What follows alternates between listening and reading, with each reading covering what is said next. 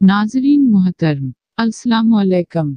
साबिक़ सदर आसिफ अली जरदारी को चंद दिन पहले तबीयत नासाज होने के बायस अस्पताल मुंतकिल कर दिया गया था। ज़राया के मुताबिक बजट सेशन में शिरकत और अदालत में पेशी की थकन की वजह से पाकिस्तान पीपल्स पार्टी के सदर आसिफ अली जरदारी की तबीयत नासाज हुई थी।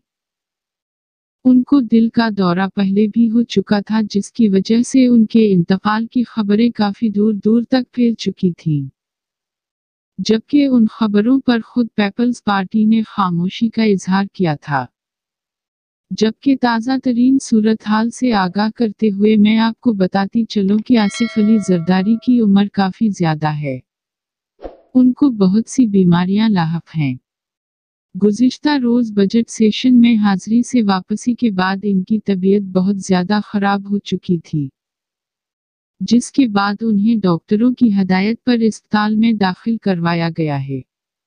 ज़राया का कहना है कि साबिक़ सदर आसिफ अली जरदारी कराची के इलाके कलफटन में वाक़े एक निजी अस्पताल में ज़ेर इलाज हैं, जहां डॉक्टर्स ने उनके तबी मुआयने के लिए मुख्तलिफ नमूने हासिल कर लिए हैं।